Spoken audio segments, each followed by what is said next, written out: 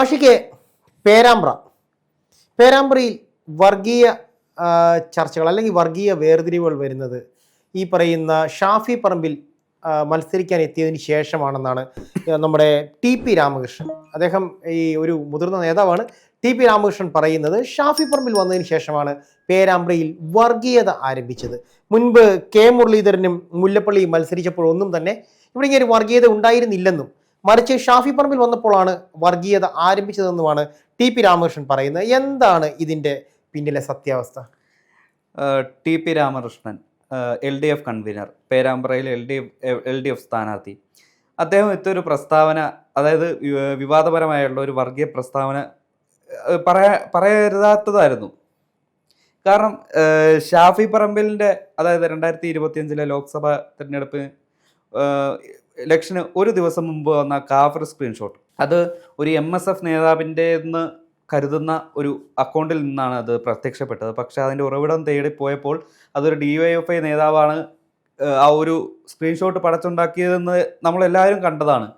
അപ്പോൾ എന്താ പറയുക, അത് തല്ലാൻ വേണ്ടിയുള്ള വടി മറ്റുള്ളവരുടെ കൊടുത്ത ഒരു പ്രസ്താവനയായിപ്പോയി ടി പി രാമകൃഷ്ണൻ്റേത്. എന്താണെങ്കിലും ടി പി രാമകൃഷ്ണന് ഷാഫി പറമ്പിൽ വ്യക്തമായ ഒരു മറുപടി കൊടുത്തിട്ടുണ്ട്. ജനങ്ങൾ LDF സർക്കാരിന് എക്സിറ്റ് അടിച്ചു നൽകി. ഇനി ഇതിൻ്റെ പിന്നാലെ ടി പി രാമകൃഷ്ണൻ വീണ്ടും ഒരു വാക്പോരുമായി എത്താൻ സാധ്യതയുണ്ടോ?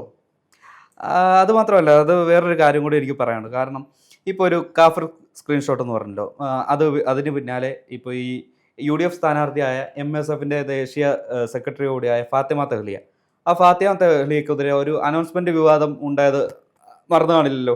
അതായത് അനൗൺസ്മെൻറ്റ് ഇപ്രകാരമായിരുന്നു: നമ്മുടെ വോട്ട് നമ്മുടെ സമുദായത്തിലെ, അതായത് കൗമിലെ കുട്ടിക്ക് നൽകണമെന്നും മുസ്ലിം ലീഗ് പറഞ്ഞു പരത്തി എന്നുള്ള രീതിയിലുള്ള ആ ഒരു അനൗൺസ്മെൻറ്റ് പോയത് LDF പ്രചരണ വാഹനത്തിൽ നിന്നാണ്.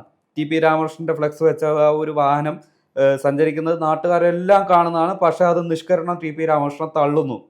അപ്പോൾ കാഫിർ സ്ക്രീൻഷോട്ട് പോലെ ഒരു അനൗൺസ്മെൻറ്റ്, വിവാദ അനൗൺസ്മെൻറ്റും ഈ LDFൻ്റെ ഭാഗത്തു നിന്നും ഉണ്ടാകുന്നു. എന്നിട്ടും ഈ ഷാഫി പറമ്പിൽ വന്നതോടെയാണ് ഈ പേരാമ്പ്ര ഭാഗത്ത്, അതായത് ആ ഒരു ഭാഗത്ത് വർഗീയതയ്ക്ക് തുടക്കം കുറിക്കുന്നത്, അല്ലെങ്കിൽ വർഗീയത കൂടെ എത്തിയതെന്ന് പറയുന്നത് എന്തടിസ്ഥാനത്തിലാണ് ടി പി രാമകൃഷ്ണൻ ആ ഒരു പ്രസ്താവന ഇറക്കിയത്? ശരിക്കും പറഞ്ഞാൽ BJPയുടെ ഒരു സ്ട്രാറ്റജിയാണ് ഹിജാബ്. അവരുടെ ചുവട് പിടിച്ച രീതിയിലുള്ള ഒരു കേവലം ഒരു തരം താഴ്ന്ന ഒരു പ്രസ്താവനയായി പോയി അത്.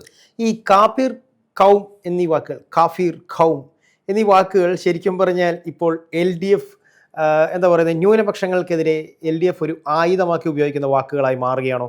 ഈ കാഫിർ എന്നതും ഖൗം എന്നതും ഞാൻ ആദ്യമായി കേൾക്കുന്ന വാക്കുകളാണ്. കാഫിർ എന്ന് പറയുന്നത്, അതായത് ദൈവത്തിൽ വിശ്വാസമില്ലാത്ത അങ്ങനെയുള്ള ഒരു രീതിയിൽ പോകുന്നതാണ്. ഖൗം എന്ന് പറഞ്ഞാൽ സമുദായം. ഖൗം എന്ന് പറഞ്ഞാൽ അതായത് ദൈവവിശ്വാസം ഇല്ലാത്തവനെന്നും സമുദായത്തിനെതിരായിട്ട് നിൽക്കുന്നവനെന്നും ഉള്ള രീതിയിലുള്ള കാഫിർ എന്നുള്ളത്. ഖൗം എന്ന് പറഞ്ഞാൽ നമ്മുടെ സമുദായത്തിലെ കുട്ടി, നമ്മുടെ സമുദായത്തിലുള്ള ആളാണ് ഖൗം. അങ്ങനെയുള്ള രീതിയിലുള്ള ആ വാക്കിന്റെ അർത്ഥം, മീനിങ് വരുന്നത് അവർ റിലീജിയൻ. യെസ്, അതെ. ഒരു സ്വജനപക്ഷപാതം അങ്ങനെയുള്ള രീതിയിലുള്ള ഒരു പദപ്രയോഗമാണത്. ശരിക്കും പറഞ്ഞു കഴിഞ്ഞാൽ ഈ ഷാഫി പറമ്പിൽ എന്ന് പറയുന്ന MP-യുടെ വ്യക്തിപ്രഭാവത്തെ ഈ പറയുന്ന LDFൻ്റെ കനത്ത കോട്ടകൾ ഭയക്കുന്നു, അല്ലെങ്കിൽ കോട്ടകൊത്തളങ്ങളിൽ വിള്ളലുകൾ വീഴുന്നു എന്നുള്ളതാണോ ഷാഫിയെ മാത്രം കോൺസെൻട്രേറ്റ് ചെയ്ത് ഇങ്ങനെ ഒരു അറ്റാക്ക് നടത്തുവാനുള്ള കാരണം? അതെ, പക്ഷേ ഈ ഷാഫി വരുന്നിടത്തെല്ലാം ഓടിക്കൂടുന്നത് ഒരേ സമുദായത്തിൽപ്പെട്ട ഒരാളല്ല, UDFൽപ്പെട്ട ആൾക്കാർ മാത്രമല്ല, എല്ലാ ജനവിഭാഗങ്ങളും. കഴിഞ്ഞ ദിവസം ഈ പത്തനാപുരത്ത് ചെന്നപ്പോൾ കാണുമായിരുന്നു DYFൽപ്പെട്ട അല്ലെങ്കിൽ CPM എതിർ പാർട്ടിയിൽ പെട്ട ആൾക്കാർ പോലും ഷാഫിയെ കാണാൻ വേണ്ടി തിരക്ക് കൂടുന്ന ദൃശ്യങ്ങൾ നമ്മൾ കണ്ടതാണ്. അപ്പോൾ ഈ ഷാഫിക്ക് ഈ നമ്മുടെ കേരളത്തിലുള്ള ജനങ്ങളുടെ ഇടയിലുള്ള ഒരു സ്വീകാര്യത, അത് LDFലെ ഒരു നേതാക്കൾക്ക് അത് സ്വപ്നം മാത്രമാണ്. അതിൻ്റെ ഒരു ചൊരുക്കാണ് ഇപ്പോൾ ഈ ടി പി രാമകൃഷ്ണൻ്റെ ആ ഒരു പ്രസ്താവന. അതിൻ്റെ നിഷ്കരണം ഷാഫി പറമ്പിൽ അതിനെ തള്ളിക്കളഞ്ഞിട്ടുണ്ട്. കാരണം അദ്ദേഹത്തിന് അത് ആ ഒരു എലിവേറ്റ് ചെയ്യേണ്ട ആവശ്യമില്ല, അല്ലെങ്കിൽ അതിനെ ഏറ്റുപിടിച്ച് കൊണ്ടു നടക്കേണ്ട ആവശ്യമൊന്നുമില്ല. കാരണം അദ്ദേഹത്തിന് പോകാനല്ല അദ്ദേഹത്തിന് ചെയ്ത് തീർക്കാനുമായിട്ടുള്ള ഒരുപാട് കാര്യങ്ങളുണ്ട്. ഈ ടി പി രാമകൃഷ്ണൻ്റെ പ്രസ്താവനയ്ക്ക് പിറകെ പോയി ആ ഒരു സമയം കളയേണ്ട ആവശ്യം ഷാഫി പറമ്പിലിനില്ല. ശരിക്കും നവോത്ഥാന പ്രസ്ഥാനമെന്ന് എടുത്തു പറയാവുന്ന ഒരു പാർട്ടിയായിരുന്നു ഇടതുപക്ഷത്തിന്റെ LDF. അത് കമ്മ്യൂണിസ്റ്റ് പാർട്ടി. അതെ, 2021 ശേഷം നിന്ന് കമ്മ്യൂണിസ്റ്റ് പാർട്ടി ഒരു നവോത്ഥാന പ്രസ്ഥാനമായിരുന്നു. സാധാരണക്കാരനെ അടിച്ചമർത്തുന്നവന്റെ വേദനയെല്ലാം തന്നെ ഹൃദയത്തിൽ ഏറ്റുവാങ്ങി കനൽ വീണ വഴികളിലൂടെ നടന്നു വന്ന, ചെങ്കൊടി പിടിച്ച കരങ്ങൾ, മുദ്രാവാക്യങ്ങൾ ആകാശത്തേക്ക് ഉയർത്തിയ, എന്താ പറയുന്ന, വെള്ളിടി വെട്ടുന്ന മാനങ്ങളെ പോലും ഭയക്കാതെ, കോരിച്ചൊരിയുന്ന മഴയെ ഭയക്കാതെ, ചേറിലും ചെളിയിലും ചവിട്ടി നിന്ന് പടുത്തുയർത്തിയ ഒരു പ്രസ്ഥാനത്തിന്റെ ഇന്നത്തെ അമരക്കാരിൽ ഒരാൾ വർഗീയതയെ ചൂണ്ടിക്കാണിച്ചുകൊണ്ട് ഒരു യുവ നേതാവിനെ ആക്രമിക്കുമ്പോൾ ഇത് ശരിക്കും പറഞ്ഞാൽ പാർട്ടിക്ക് സംഭവിച്ച ഒരു മൂല്യച്യുതിയല്ലേ? ഇപ്പോൾ കുറച്ച് നേരം മുമ്പ് പറഞ്ഞ ആ ഒരു സാക്രിഫൈസും കാര്യങ്ങളും എല്ലാം 2021 അത് അവസാനിച്ചു. ഇപ്പോൾ എന്താ പറയുക, അഴിമതി, സ്വജനപക്ഷപാതം, അതുപോലെ പിന്നിൽ നിന്ന് ഉള്ള ആക്രമണം, ഇതെല്ലാം ഉള്ള ഒരു പാർട്ടിയായി മാറി CPM. അതില്ലാന്ന് പറയാൻ പറ്റില്ലല്ലോ. രക്തസാക്ഷിയുടെ കുടുംബങ്ങൾ പോലും പാർട്ടിയെ കൈവിടുന്നു. അതെ, ഇപ്പോൾ ആ ഒരു പാർട്ടി കുടുംബങ്ങൾ പോലും ഈ ഒരു CPM-ന് എതിരാണ്. എന്തുകൊണ്ടാണ്? ഇവരുടെ ആ പഴയ മൂല്യങ്ങൾ കൈവിട്ട് ഇവർ പുതിയ ഒരു ബൈലോ കയ്യിൽ പിടിച്ചിരിക്കുകയാണ്. പണമുള്ളവൻ അധിപൻ. കമ്മ്യൂണിസ്റ്റ് മാനിഫെസ്റ്റോയും മൂലധനവും വഹിച്ചിട്ടുള്ള മാക്സിനെയും അതുപോലെ തന്നെ ഏംഗൽസിനെയും അറിയാവുന്ന ഏതെങ്കിലും നേതാക്കന്മാർ ഇന്നുണ്ടെന്ന് തോന്നുന്നുണ്ടോ?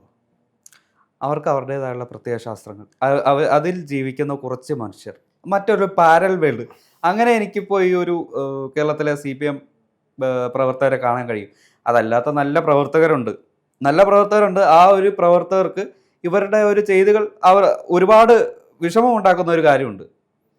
അതേസമയം ഈ കോൺഗ്രസിന് പരോക്ഷമായിട്ട് പിന്തുണയ്ക്കുന്ന ഒരുപാട് LDF പക്ഷക്കാരുണ്ട്. നാളെ പാർട്ടി പിണറായിക്ക് ശേഷം, പിണറായിക്ക് മുൻപ് എന്നറിയപ്പെടുവാനുള്ളൊരു സാധ്യതയാണോ നമുക്ക് മുന്നിൽ തെളിഞ്ഞു നിൽക്കുന്നത്?